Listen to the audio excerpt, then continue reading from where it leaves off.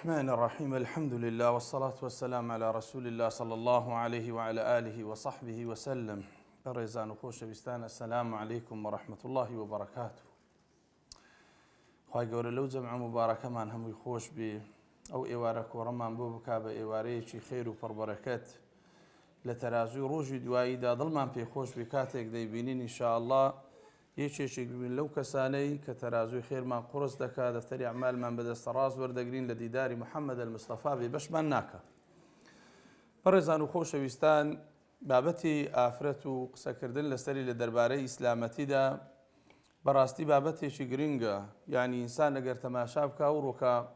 لە زۆر جانیبەوە ئافرەتان دەبینی بەکاردێن لە بۆ هەندێک پێداویستی تایبەتی هەندێک کەس، غەرز، نزم، تەماشایەکەی لە بۆ ڕێکلام، تەماشایەکەی لە بۆ جێگایان، لە بۆ زۆر شوێن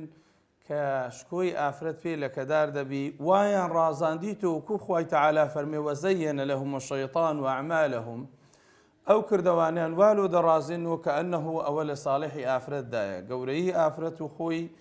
ئەوەیە کە خوا ئینسانی دروست کردیە، ڕەب العالەمینیش دەزانی مەسلحەتی ئەو لە چدایە کە هەر شتێکی لە بۆ دیاری کردیە. چونکە ئێمە بەڕێزان مەهما هەر شتێک بکەین لەو دنیاەدا ئێمە لێرانە میێوانین. جێگەی ڕئیسی ئێمە لای پەروەردگار و لە بەهەشتە ئینشاءالله لۆ هەموو لایەک، لۆ ئیمانداران بەعام. لۆی بەڕێزان ئینسان کاتێک کە تەسمیلی ئەمری خوا دەبی، هەم دنیای دەبی هەم قیامەتی دەبی. کاتێک کە تەسمیل نابی، هەم سەری لێ دەشەوی هەم قیامەتیشی لەدەست دەدا. جا لۆیە ئینسان باشترین شت ئەوەیە، یعنی ڕێزکەی قورئانی پیرۆز و سنەتی پێغەمبەر صلی الله علیه وسلم بە هیچ شتێک نەگۆڕیتەوە. چونکە بە هەر شتێکی بگۆڕیەوە بەڕاستی زەرەر لێ دەکەی لەو دنیاەدا. بۆیە ومێد دەکەم ئینشاءالله ئێمە بتوانین لەژێر ڕۆشنایی هەندێک لە ئاەتەکانی قورئان و سنەتی پێغەمبەر صلی الله علیه وسلم ئەو بابەتە ڕوون بکەینەوە. من لەو قسەی ئەو ئافرەتە ڕادەست پێ دەکەم بەڕێزان، ئەگەر تەماشاکەین کە خەولەی کچی ثعلەبەیە کاتێک کە دەستە لای پێغەمبەر صلی الله علیه وسلم دەفەرمێ یا ڕەسوڵ الله مێردەکەم تەلاقی خواردیە، پێغەمبەر فەرمێ صلی الله علیه وسلم تەلاقەکە کەوتیە. زمانی جاهلیەت بەو شێوازەی کە تەلاق دەخورا هەر ئەوە بوو، هێشتا ئاەتی تەلاقدا نەبەزی بوو. ئافرەتەکە گوتی یا ڕەسوڵ الله ئەمن کۆمەڵێک منداڵم هەیە لەو پیاوەی، ئەگەر بیدەمە ئەو منداڵەکان زایع دەبن، ئەگەلەکنە خۆمیان دانێن برسیە بن و بەکەلک نایە، تۆ بێ عیلاجێکمان لێ بکەی. پێغەمبەر فەرمووی صلی الله علیه وسلم هیچ شتم لۆ نەهاتێ بە زوان نابینم ئیلا تازە تۆ لێی حەرام بووی. لێرە ئەو ئافرەتە ستەکە بەڕێزان یەک نوقتەی زۆر گرنگی تێدا، چونکە ئافرەت بەڕێزان دائیمەن تۆ پاڵپشتیەکمان هەیە، ئێمە وەکو موسڵمان، یعنی بەغەض النەظەر لەوەی کە ئافرەتەیان پیاوەیان گەنجیان هەر کەسێکی هەیە، پاڵپشتیەکمان هەیە ڕەب العالەمینە. سەلەفی ساڵح قسەیەکی زۆر جوان دەکەن، دەفەرمن ئیذا کان الله معك فمن تخاف وإذا كان الله عليك فمن ترجو. ئەگە خوا لەگەرت دابی لەکوێ دەترسی، ئەگە خوا لە زدت دابی ئومێدت بەکوێیە. ئەو ئافرەتە تەماشا ئەو قاعیدەیە بەکاردەینی وەتەشتەکی ئیلە الله، ڕاشەکوایەکەی خۆی باتە لای خوای پەروەردگار. تۆ کە گرفتێکرد لێ قەوما زۆر ئافرەت هەیە، پیاوەکەم خراپە، بابم خراپە، فلان خراپە لە ماڵمان، یعنی هیچ فکر لەوە ناکاتەوە هەموو ئیشێکی ئەو پیاوە بەدەست ڕەب العالەمینە. یەکسەر پەنا بەلو لای خوای تەبارەک و تەعالا، لە دەرگەی کەس مەدە، پێویست ناکە تاعەت و عیبادەتی خۆ زیادکە، لە کاتی سەجدەدا زۆر لە خوای گەورە بپارڕەوە، بیدە لای ڕەب العالەمین بزانم چی لێ دێ. کە داتە دەست خوا ئیشەکان کۆتایی دێ. بەڕێزان ئەو ئافرەتە دەستی بەرز کردەوە، فەرمووی یا ڕەبی خوایە پێغەمبەر صلی الله علیه وسلم هیچم لۆ ناکە، ئەتوو بێ ناو مەوزوع. یەکسەر خوای گەورە ئاەتی نازل کرد قد سمع الله قول التي تجادلك في زوجها. مجادلەیەکی بەسیتە لە بینی ژن و پیاوێکە، خوای گەورە تەداخولەکە دێتە ناو مەوزوعەکە. نەکەر ئەوەندە، فەرمێ قد سمع الله، خوا گوێی لێ بوو لە قسەی ئەو ئافرەتەی کە مجادلەی لەگە کردی دەربارەی پیاوەکەی وەتەشتەکی ئیلە الله، شەکواکەی هینە لای خوای پەروەردگار، هینە لای ڕەب العالەمین. والله يسمع تحاوركما، خوا گوێی لێ بوو. عائشە فەرمێ وەڵڵایە ئەو ئافرەتە هات لە ماڵی من بوو کە گلەی یەکەی دەکرد. دەفەرمێ قەسەم بە خوای هەموو قسەکانی تێ نەدەگەویشتم، کەچی خوای گەورە لە حەفتە بەقەی ئاسمان چی فەرموو؟ والله يسمع تحاوركما، بەخوا گوێی لێیە. دەجا لێرە بەڕێزان بەس خوشکانی بەڕێز تەماشاکەن، کاتێک کە گرفتێک دێتە پێشتانەوە کە ئەیبەی لۆ لای ڕەب العالەمین و دایدەنێ لە لای خوای گەورە چەند گەورەیە. خوای تبارك وتعالى گوێی لێیە و ئاگای لێیە و کاتێک دەیبێ بەردەستی مەخلووقەکان بە حسابی خۆیان لۆ چارەسەر دەکەن بەڵام ئەگە بیبێ لای رب العالمین ئیللا خوای گەورە لە بۆ چارەسەر دەکات تێشدا بمینێ و هەر ئافرەتێک لە ناخۆشیشدا بمینێتەوە هەتا وەفاتیش دەکا لە قیامەتا و ئینسانە سەربەرزە لە قیامەتدا دەرەجەی عالیە لە قیامەتدا هەزارانی وەکو منونگۆ تەمەنای جێگای ئەو دەکا لەبەرەوەی زۆری دوعاکردی استیجابە نەبوو زۆر لە ناخۆشیدا بوو سەبری کرد بەس تەسمیلی ئەمری خوای تەبارەک وتەعالە بوو زالۆی بەڕێزانم بەڕاستی مە قەت ئەوە لەبیر نەکەین دائما لای خوای تەعالە بەرمەدەنەوە ئەساسی ڕئیسیە لە هەموو ئیشێکدا لاي رب العالمين برمدتك خواي تبارك وتعالى دا صلاتي بسلام مش تكدا خواي جورا فرميتي إنما أمره إذا أراد شيئا أن يقول له كن فيكون هربلين ببي يكسر دبي زي ما تيش بخل شي ديك يا لقى رب العالمين تكرم لقى خواي تبارك وتعالى تكلم يعني يشيك لخليفة كان جاري قصية شي زوان دك هذا فرمي خونيكم دي بيان قلتم لخودا يعني خوني اعتباري شنو ناكري يعني برو قردي فلان كسب دوا طلع نمزاني شيء سيزار أو خو نمدي طلع هربهم والله يشتي غريب نيا طلع سبحان الله تسوم قرام سورام برو مزقوتي كم ديتو يتم فيها وقدو عايدة كده يقول خوايا قردارم قردا كم لو بديوا بس أو ندب كول ضاوي ذكر خوايا قردم لو بديوا خوايا لبون بديوا هم بتزدي ويدقو طلع مش دست ملسو شاين دانا قلت كاكا ليه قرا عالم بنو يتنا من قردا كدلو دموه قلت أتو شيء كاكا قلت ما تي مو قردا لو بدموه قلت دي باش والله باركم ده إذا قصد ما بس ما قصة خوشة تماشى إنساني إيمان دار كتماشى كإنسان كلقى خواي تبارك وتعالى تقلبي ونزيق بي طلع قلت يا زارش كبارات بيويز ده منو فلان كسي خليفة ما ورا الفران زي ده دم بيويز ناكا أو هلا خوي ده ده تماشى إيش بنيكر قلت من تيشم بتونيا هر زاري إيش ما بقوله خم دواي لوي دكم أتو ده نيري إيش كده نيري من حقم بيدانيا أمن ده إيمانك بقوته يعني دزاني خوا درجة شيء لدكاتوا برزان كخواي تبارك وتعالى فرمي ومن يتق الله يجعل له مخرجا يعني تو أميد بخواي رب العالمين نية كخواي يقول فرمي بس لخوا بترسل درجة رحمته هي يعني يا رب العالمين صدر جايها بينوها تنوي كراي قفاد بي يكشيار كراي تولى بوتو بس تنديتيا لو هي وزورجني برزان تماشى تعبير قرآني كأفرد زاري وهي مالك دروستك أفرد زاري وهي مالك تقددا قوري أفرد لسدا تماشى ملكي سبأك كافرة تماشى أفرتي عزيزي مصر كمقارنة كويش كافرة بلان بستون كتيجويشتني هي عقلي هي أو قومكي خوي نزاد أو مالكي خوي تيجد ده بهيلاش ده خوي تبارك وتعالى فرمي وأفرت كاتب في غمر سليمان نامي لبودنيري بيد فرمي كوام مسلمان بي استشارة بقومكي خوي دكا من ما بس لو قصة يكشت بس أو دو قصة قرآنية يكشت برزان لو خلق نتواني شكوي أفرد لك دار بك قوري أفرد لا بدا لمساري خوي ده بانجي قومكي خوي كر فرمينا ما يكم لواتي أوان بيدري قلت يعني مخ صاحب قوة أمرج لدستو ده تو قوري إيه أفرتك فرمي إن الملوك إذا دخلوا قرية نفسدوها مليكا قبسنا زي قايق دامو تيقددا وجعلوا أعزة أهلها أذلة عزيزة كانوا ده صلاة دار كان زليلة كان خواي قوري فرمي وكذلك يفعلون قصكي راسته وأفرتك كافريشة بلام تماشادكي خواي قوري فرمي قصكي راسته يكسر دي نتيجة آخري أسلمت مع سليمان لله رب العالمين ناسي شريبك ناسي قرفتي دروستك همو قومك يخوشي نجاته دا يك آفرتي عزيزي بسر بدو يك هوا آرزوي شخصي خوي دا قريت باشا مالك ويران دكا اوي بريء زنداني دكا عزيتي دا آزار دروستك مشاكل دروستك همو سببك تسي برزان كاتيك بيستد ايشيك بكي لو اسلامتي او زوانا برز بكا زانو ايشا غلط يعني راسته شكا كبرست كرد اگر بو غلط دبتي هموان اگر باشش وهر دبتي هموان ئازارەکە لەسەرت کەمتر دەبیتەوە بەڵام ئەگەر پرست نەکرد نەهاتێ ناو کۆمەڵگا پرست بەهی لە خۆت گەورەتر نەکرد قسەی حەکیم و زاناکانت نەخیندەوە تەماشا ئاەتەکانی قورئان و سونەتی پێغەمبەرت نەکرد صلی الله عليه وسلم زۆر ئیعتیادیە بەڕێزان تووشی غەڵەتە بی وەکو ئەو خەڵکەی ئەوڕۆکە زۆربەی زۆری تووشی غەڵەتە بی لەبەرەوەی پرست ناکە بە داک و بابی بە کەسی نێزیکی بەو کەسانەی کەوا سیقەی بە دین و بە ئیمانیاندا هەیە دەچی تووشی غەڵەتی خراپە بی ئەوجا غەڵەتیش بە غەڵەت چارەسەر دەکات دوای بۆی بەڕێزان تەماشای ئیسلامەتی کە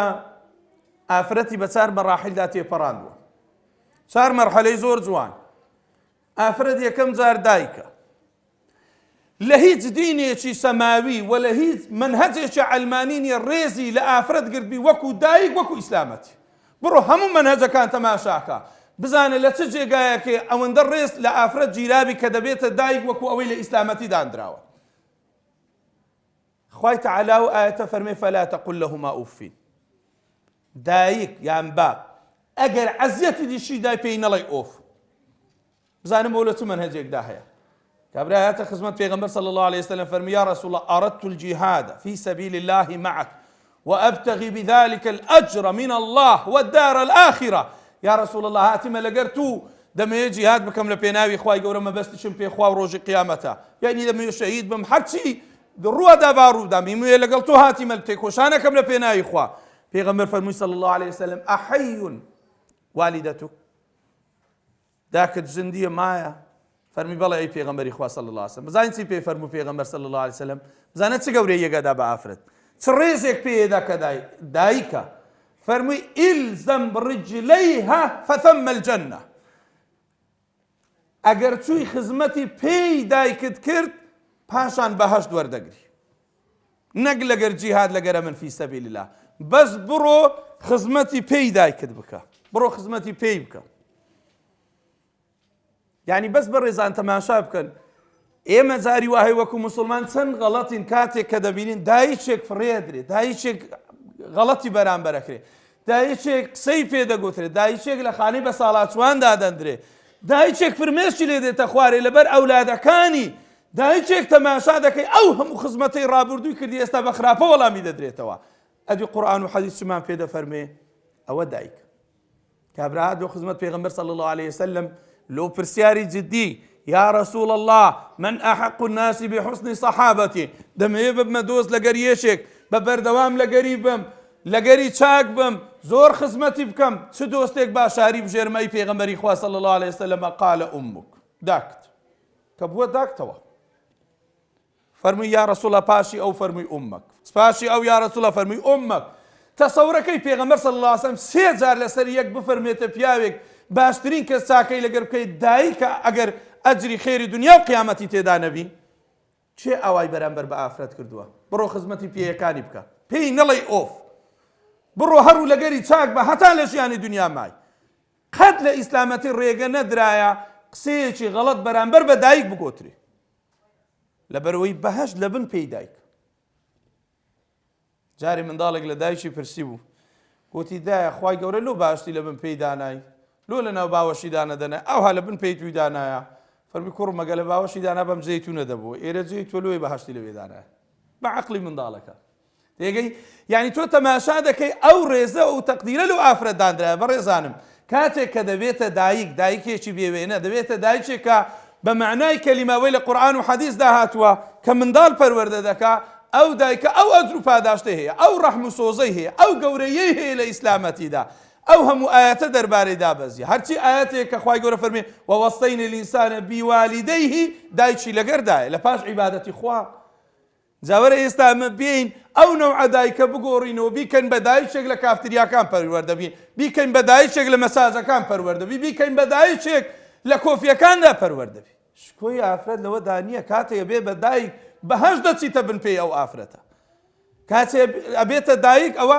حساب کە بەهەشتێکە لە دنیادا لەگەرتدا، تا لە دنیا مایە خزمەتی کە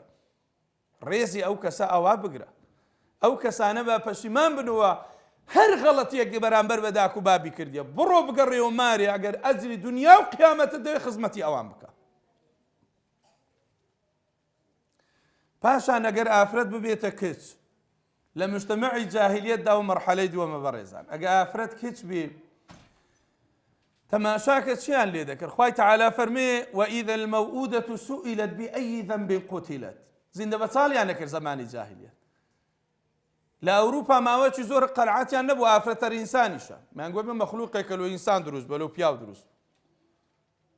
خوای گەورە باسی مجتەمەعی جاهیلی دەکا کە هەمووی 1500 ساڵ پێش ئێستا کەمتر. وإذا بشر أحدهم بالأنثى ظل وجهه مسودا. دەفەرمێ ئەگە پێیان گوتبا کچت بووە دموچاوی تێک دەچوو. يتوارى من القوم من سوء ما بشر به. لەناو عالمێدا هاتە دەرێت چییە پێیان گوتیە کچەکت بووە، بەڵام قورئان تەماشا دەکا کو تعبیرەدا يهب لمن يشاء إناثا. ئەگەر خوا کچی دایەشێک ئەوە مەوهیبەیە ئەوە بەخششە خوا گەورە پێی بەخشیە وا نەزانی کەسەکە شتێکی خراپی پێ بەخشراوە چێ زانی خێر لە چدایە چێ دەزانی ئایا پیا و خزمەتی ئینسانەکان ئافرەت خزمەتی ئینسان دەکا ئەوەی بەخشیە خوای تەعالا فەرمێ وەلەیسە الذەکەر کەلئونثا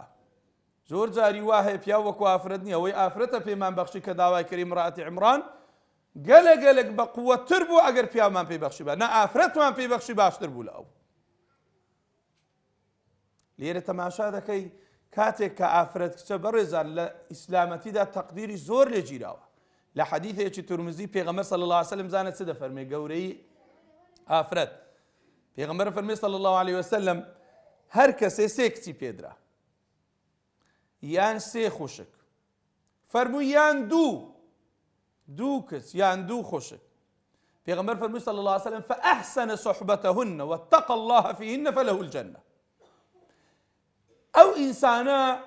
لەگەریان باش بوو لە خوا ترسا غەدری لێ نەکردن بەبێ شەرت و مەرج ئەو ئینسانە دەستە بەهەشت ئەو ئینسانە دەستە باش جێگەی بەهەشتە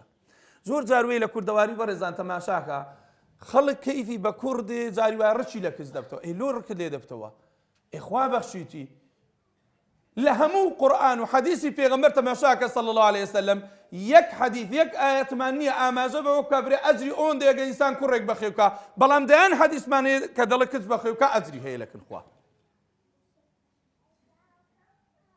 یعنی ئەگەر تەماشا بکەی بەڕاستی ئەو مەفهومە جوانە ئینسان کاتێک ئافرەتێک بەخێو دەکا لە خواترسی پێی دەگەیەنی ڕێگەی بەهەشتی کردیتە بەر بەس ئەوەندە فەرمێ لەگەریان باش بی لەگەریان خراپ نەبی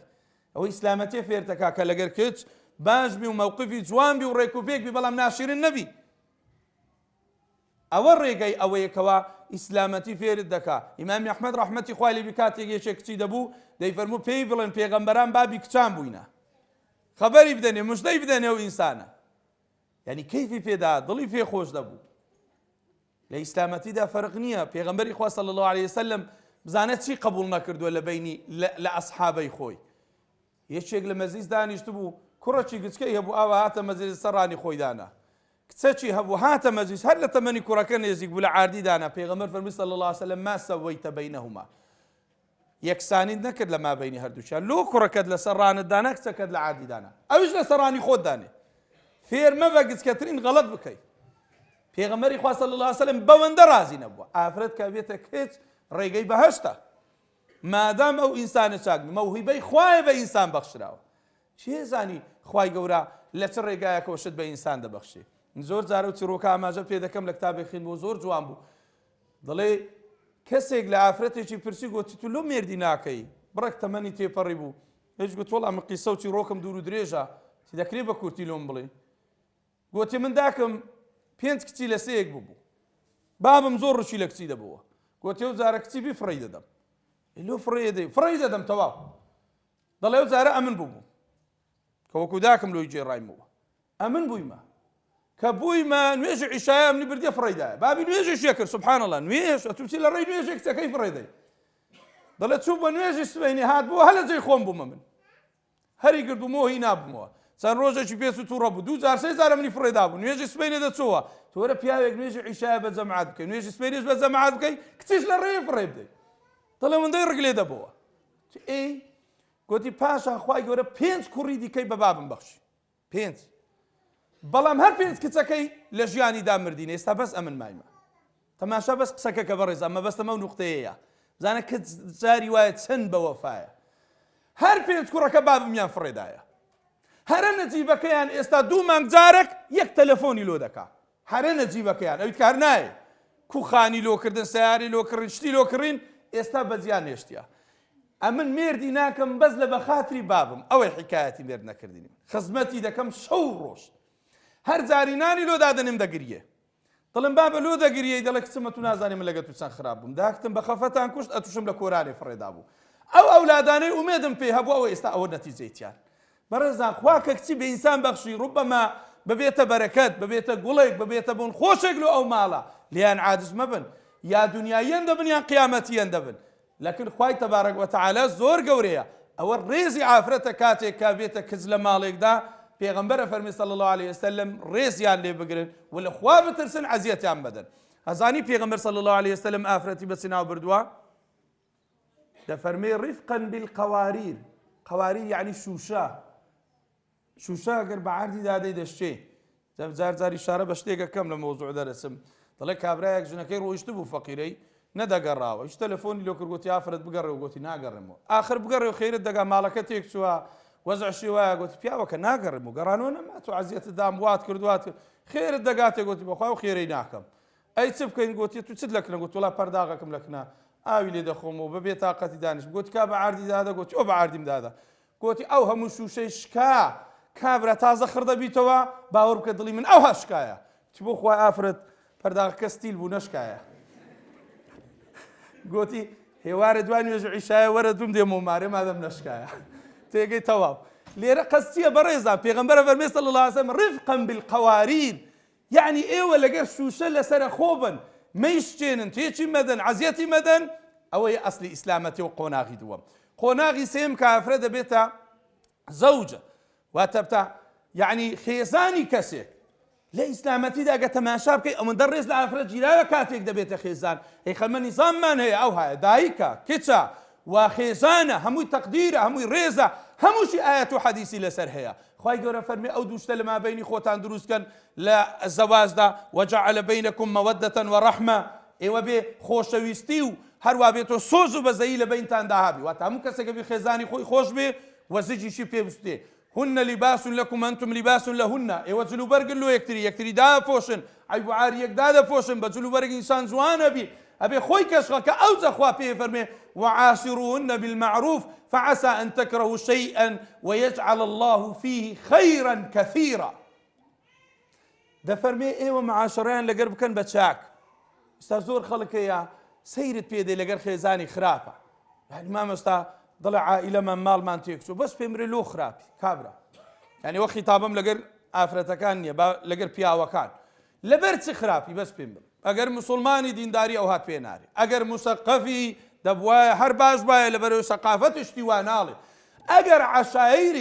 عەشایری شتی وا ناڵێ دائیم ئەمر بە چاکە دەکا و خەریکی و سڵح و سڵحکارین دەی باشە کەواتە خراپی تو لە چێن دەرەوە هات. ئێمە لە دیندا وا فێرکراوین جوانترین ڕێز لە ئافرەت بگرین تەماشا شکۆ و تەقدیری ئافرەت کە پێغەمبەری خوا صلی الله عليه وسلم لە بەرچاوی تەواوی سەحابەکاندا ڕەزا و ڕەحمەتی خوای لێبی تێدەگەی چی کرد پێغەمبەری خوا صلی الله عليه وسلم کاتێ سەفەیەی خێزانی بەژنی بەڕە کورد بوو هات سواری خوشتر بی نەیتوانی پێغەمبەری خوا صلی الله عليه وسلم پێی مبارەکی خۆی دانە عاردی چۆکی دانە فەرمی ئەی سەفیە پێت لەسەر چۆکم دانی بڕۆ سەر پشتی خوشتر. ئافرەتەکەش ئەوەندە مؤدەبە لە ماڵی پێغەمبەر گەورەوە صلی الله عليه وسلم پێی لەسەر دانەنا چۆکی لەسەر چۆکی دانا بەسەکە باشە. یعنی ئێمە ئێستا تەماشا دەکەین یعنی ئێستا سەیرە ئەگەر کابرایەک دەرگەی سەیارەی لۆ خێزانی بکاتەوە خەڵک بە ناوی خراپ باسی دەکات کو ئینسان شتی وا دەکات کو گەورە پێغەمبەر صلی الله عليه وسلم پێی داناوە فەرمووی وەرە پێی خۆت لەسەر چۆکی من دانێ. ئەوە گەورەی خێزانە کە پێغەمبەر صلی الله عليه وسلم نیشانی ئەسحابیەدا تەماشاکەن ئەمن ئەوهام لەگەر خێزانەکان لۆی ئەوەندە حەدیسە بەستە لە بۆ هەموو پیاوێک کاتێک پێغەمبەر فەرمێ صلی الله عليه وسلم باشترین پیاو ئەو پیاوەیە کە لەگە ماڵ و منداڵی باش ئەمنیش لە هەمووتان باشترم لەو ماڵ و منداڵ. ئێوە چاو لە من کردبوونە ئەمن لە ژیانیدا زلەیەکی لە ئافرەتێک نەداوە لە ژیانیشیدا جوونی پێ نەداون لە ژیانیشیدا دەری نەکردوون کەچی نۆ خێزانیشی هەبوو. وەرە ئێستا سوبحان الله تەماشاکە ئەو پیاوە بینە بەرچاوت ئەو سیفەتە ناشرینانەی هەیە کەچی خوای گەورەش پێ فەرمێ لەقەد کانە لەکم فی ڕەسوول الله ئوسوەة حەسەنە. ئێوە نمونەی جوان پێغەمبەری خوایە صلی الله عليه وسلم. عایشە جارێک لە پێغەمبەر تووڕە بوو صلی الله عليه وسلم پێغەمبەر صلی الله عليه وسلم فەرمێ عایشە من دەزانم تو کەنجی لە من تووڕەی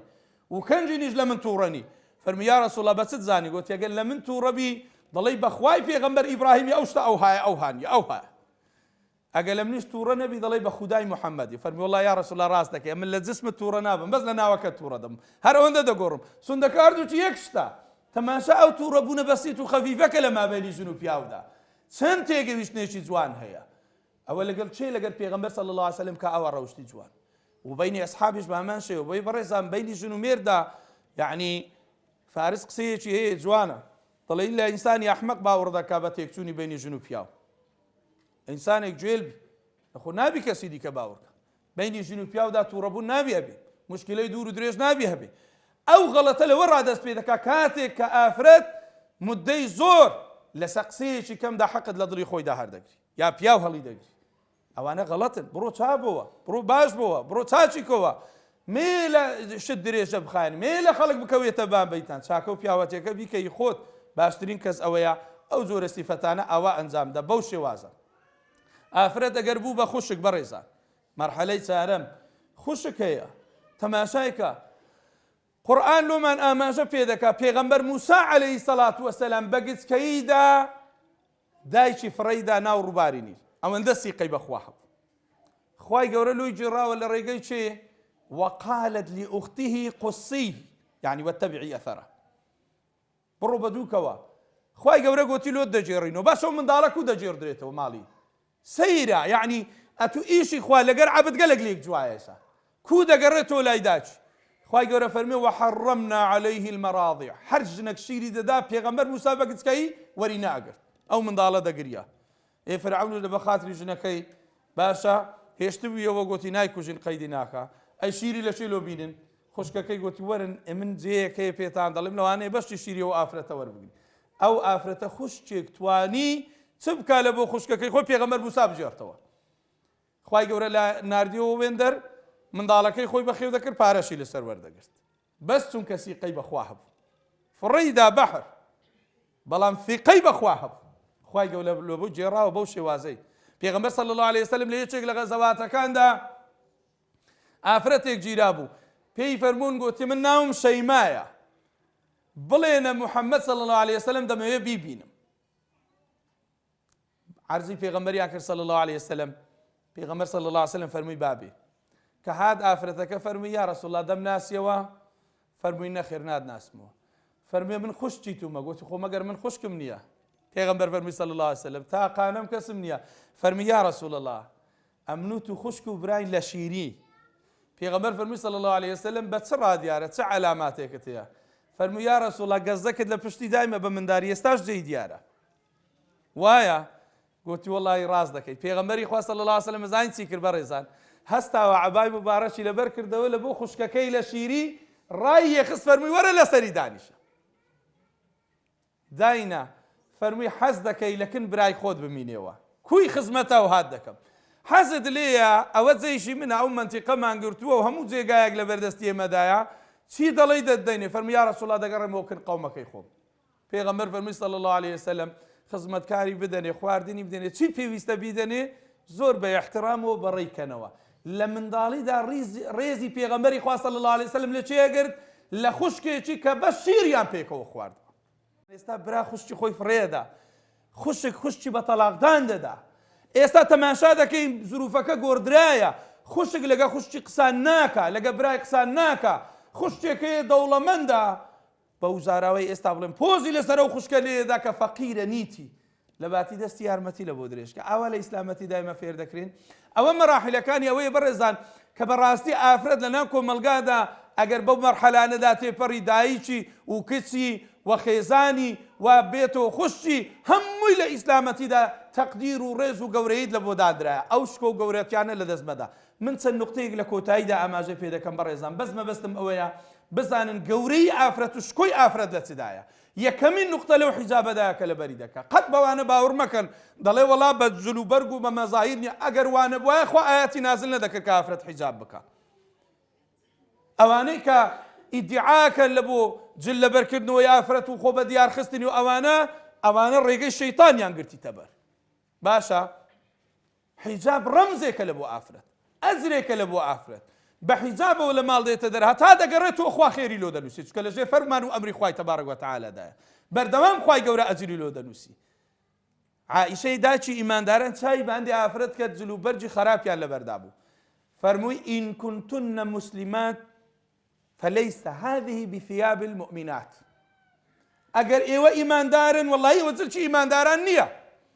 ئەگەر ئیماندارش نینە لە خۆتان ڕاوبێرن لە دنیا قەیدی ناکە بەڵام درۆ مەکەن مەناوی ئیسلامەتیەوە جلوبەرگتان ناگا لێبی خۆداپۆشینتان ناگا لێبی ئەوە شکۆی ئافرەتە گەورەی ئافرەتە خوای گەورە وەسفی کچەکانی شوعیب دەکا کە زۆربەی زانانە فەرمون پیاوێکی صالح بووە دوو کچی هەبووە خوا وەسفێکی ئەداتە پاڵی کاتێک کە دەڕۆیشتە و ئافرەتە خوای گەورە فەرمووی فەجاءته إحداهما تمشي على استحياء کە دەڕۆی بەسەر شەرمەوەدا دەڕۆی ستانێ وا لە ئافرەت کەن دەوری پیاو ببین یعنی ببێتە پیاو زۆر بە اعتیادی و ئەبەو شێوازانە ئافرەتە و پیاویش پیاوە هەردووچیان ڕێسکەی خۆیان هەیە لۆیە لە ئیسلامەتیدا لەعنەت لەو ئافرەتە کرایە کە خۆ بە پیاوان دەسوێنی و لەعنەت لەو پیاوە کراوە کاتێک خۆ بە ئافرەتان دەسوێنی یا جلوبەرجی ئەوان لەبەر دەکا هەر کەسە بێ تەقدیری خۆی هەبی بە لیباس ڕازینین ئێستا خەریکن ڕەگەز ئەگۆڕن بەو شتانە ڕازینین ئێستا خەریکن دەڵێن با زەواجی مثلی پیاو بێنی و ئافرەت بینی محەممەد المستەفا فەرمی قیامەتدا نایێ هەتا ئومەتی من دەگەوتە ئەو حەددا داوای ئەوەش دەکەن پێغەمبەری خوا وای فەرمووی صلی الله علیه وسلم خۆ شتێکی غەریب بوو بەڵام ئێستا بۆ شتێکی طەبیعی لەناو کۆمەلگادا جا لۆی بەڕێزانم خوشکانی بەڕێز قەت وا مەزانە شتێکی کەم دەکەی کاتێکە و حیجابت لەسەرە کاتێکە خۆت داپۆشیوە والله لە ڕۆژی قیامەت ڕۆژەکانی حیجابت لەبەر بووە لەکن خوای تەبارەک وتەعالە هەمووی بە ئەجر و بەخێر نووسرایە چونکە تو فەرمانی خوا جێبەجێ کردووە دووەم نوقتە بەس مراقەبەی خواییتانە بی بەڕێزان تەماشا و پیاو مەکە لە ماڵەیان لە ماڵێنێ بەینەک وبەین الله يعني ئاگاد لە مراقەبەی خواییدا هەبی والله خوای گەورە موفقت دەکە والله خوای گەورە بەرەکەت دێختە ڕزقت ماڵت جێگە ڕێگە بەس لە خوای تەبارەک وتەعالە بترسە إن الله كان عليكم رقيبا حقت بە خەڵکی دیکەدا نەبی خوا ڕەقیبە بەسەرتەوە وەتا ئیمام عومەر کە جێی لەو ئافرەتە دەبی داچی پێی دەڵێ بڕۆ ئاوی لەو شیرەیکە لە زەمانی ئیمامی عومەر ئەو عەدالەتە و دادپەروەریە ئەو وەختەش دیارە خەڵک حەزی لێ بۆ بە فرت و فێڵپارێ پەیدا کە ئافرەتەکە فەرمووی کچەکە گوتی ئەدیدا ڕۆژێت لێ نەبوو منادی عومەر بانجی کرد گوتی کە شیری لەگە ئاوی تێکردنەکە فەرمووی ئەمە لە جێگایەکی نە عومەر نامان بینی لێی گەڕێ فەرمووی ئەگەر عومەر نەمان بینی خوای عومەری دەمان بینی ئیمامی عومەر سبەینێ کوڕەکانی بان کرد گوتی کوڕم وەرن ئەو ئافرەتەی بینن ئەوە صالحەیە ئەوە هەست بە مراقەبەی خوا دەکا ئەوە لە سەوی تاریکدا دەڵێ گەر عومەر ئاگای لێ نەبی خوای عومەری ئاگای لێیە وەرە ئەو ئافرەتە بینن عەبدوڕەحمان گوتی نامەوێ عەبدوڵڵا گوتی نامێ عاسم گوتی ما بە من ژنم نییە لۆم بینە لە بۆی هینە ئەو ئافرەتەی لۆ هینە بەس لەسەر ئەو قسەیە ئەو ئافرەتە کچێکی بوو ئەو کچە عومەری کوڕی عەبدولعەزیزی بوو کە ئومەت هەمووی ئێستا شانازی پێوە دەکا عومەری کوڕی عەبدولعەزیز نەوەی ئەو ئافرەتەیە کە گوتی ئەمن لە خوا ترسم شیر و ئاو تێکەڵاو ناکەم بەس لەبەرەوەی خوا ئاگای لێ نەک لەبەرەوەی ئینسانەکان نەک لەبەر عەبدەکان نەک لەبەر هیچ شتێکە جا لۆی بەڕێزان هەست بە مراقەبەی خوایی بکە بەس ئافرەت ئەو سیفەتەی تێدابی سەرفراسی دنیا و قیامەتدا دەبی بەڕاستی گەورەی لە بۆ ئەو ئافرەتە دەگەڕێتەوە کاتێک ئەوە دەبی نوقتەی کۆتایی بەڕێزان بریتیە لە تەربیەتی منداڵ بەس ئاگاتان لە تەربیەتی منداڵدا هەبی بەڕێزان یعنی زۆر ئەساسە یعنی ئیشی ڕئیسی ئافرەت لە ماڵ بریتیە لە تەربیەتی منداڵ لە ڕازگۆیی لە ئەمانەت لە پەروەردەکردنی لە جوانی فێریان بکە کە منداڵ کو پەروەردەکرێت کە منداڵ کو گەورە دەبی کە منداڵ یعنی بێ لە ناو کۆمەلگادا کوبی یعنی ئەوە بەڕاستی ئەساسێکی ڕئیسیە کاری ئافرەتە گەورەی ئافرەت لەوە بە دیار دەکەوی کاتێک دەتوانی منداڵێک پەروەردەکە وەکو سەلاحەدینی ئەیوبی دەربچی منداڵێک پەروەردەکە وەکو ئیمامی ئەحمەد دەربچی منداڵێک پەروەردەکە هەلای کەم نوێژ بکە ڕوو لە خوای تەبارەک وتەعالە بکە یعنی ئینسان ئەو کەسە نەبی بەڕاستی بەس بێوێ منداڵی گەورە بی نە منداڵ گەورە بی و تەربیەتیدا منداڵ گەورە بی و ڕاست بڕوە بەڕێزان تۆ لە ماڵێدا شترە نەمامێگە چینی گوڵێگە چینی دارێگە چینی خزمەتی مەکە چی لێ دێ ئەو دارە سیز دەبی هیشک دەبی بێبەر دەبی تۆ منداڵ گەورەکە و بەبێ هیچ میکانیزمێکی تەربیەت و ئەخلاق وەکو ئەو دارەی لێ دێ بەڵام تۆ وەرە خزمەتی دارێک بکە بەرەگری سەوزەبی سێبەرت لێ دەکا خزمەتت دەکاتەوە دوایێ لەبەرچ لەبەرەوەی تۆ خزمەتت کردیە ئەوە فەکەیفە دی بە ئینسانێک فەکەیفە بەوەی کەوا ئەگەر ئینسانێک منداڵێک پەروەردەکە لە بۆ ڕۆژی قیامەتی چەند ئەجری زۆرە مەگەر پێغەمبەر نەیفەرمووی صلی الله علیه وسلم ئینسان بژمری ئەو وەلد صالح يدعو له منداڵی صالح هەیە بە دوعای لۆ بکە دوعایەکەی پاشی مردنیش پێی دەگا بەو ئینسانە جا لۆی بەڕێزانم ئینشاءڵڵا ومێ دەکەم ئەو مەجلیسەمان مەجلیسێکی مبارەک و خێردار ببی ئەو ئێوارە کۆڕەمان ئێوارێکی پڕ ببی لە بەرەکەت و لەو ئاەتانەی قورئان کە خوێنمانەوە لەو قسانەی پێغەمبەر صلی الله علیه وسلم لەو ئامۆژگاریانەی کە کردمان لۆ خۆم لە بۆ بەڕێستان ببتە توێشێک لە بۆ ڕۆژی دواییدا ومێ دەکەم ئینشاءڵڵا خوای گەورە بە فەزڵ و بە کەڕەمی خۆی هەموو لایەکمان ببەخشێ لە هەموو لایەکمان خۆش ببی هەر کەسێک گرفتێکی هەیە خوای گەورە لە بۆی چارەسەر بکە کارێکی قورسی لە پێشە لە بۆی سەهل بکە دڵەکانمان پڕکە لە نووری قورئانی پیرۆز والسلام عليكم ورحمة الله وبركاته